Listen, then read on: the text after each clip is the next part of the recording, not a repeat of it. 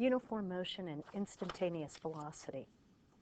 So uniform motion is straight line motion, and you have a constant velocity. Remember, velocity is your speed as well as your direction. So you have a nice straight line with this uniform motion.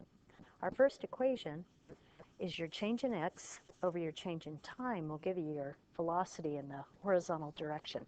If we just rearrange a bit, we get our final velocity is equal to our initial plus the velocity times our change in time. If x1 is 0, which happens quite often, that can just go away, and we're left with our position is equal to our velocity times time. So our first example, if you're driving at 110 kilometers per hour along a straight road and you look to the side for 2 seconds, how far in meters do you travel during this inattentive period? So we want our final answer in meters. So let's list our variables. Our Vx is 110 kilometers per hour. So I like to change things right away.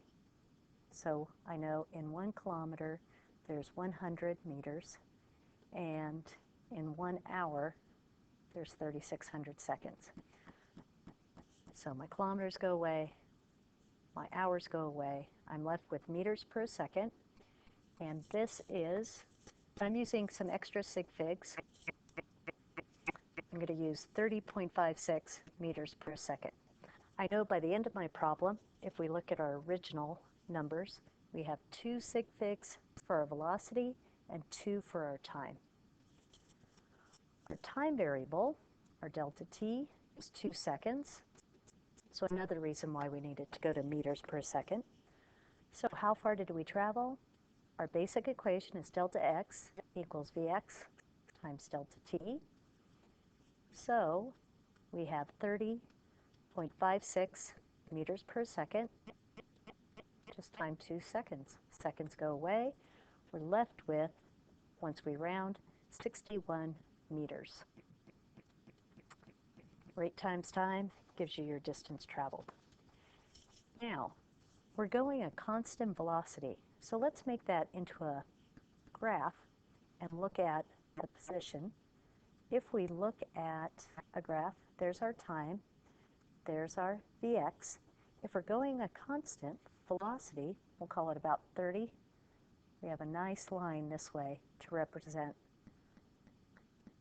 our Vx. It's a little bit above 30, so let me clean this up a little bit.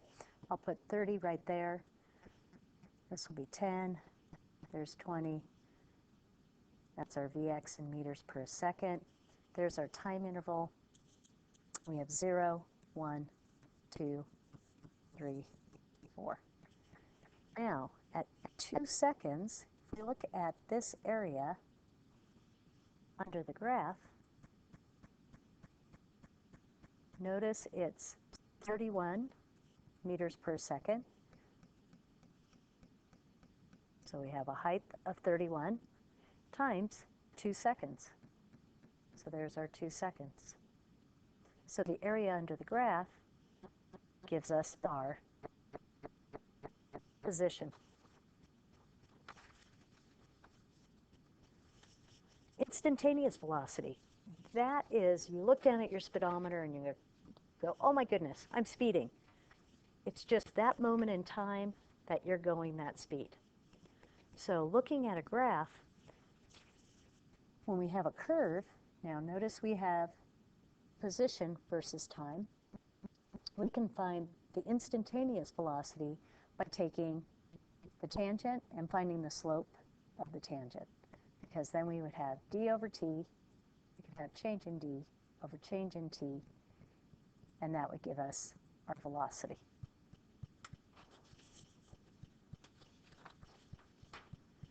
Our displacement is just the sum of all the areas under the graph. So this is where your calculus could come in handy if we were at calculus basic class. And that's it.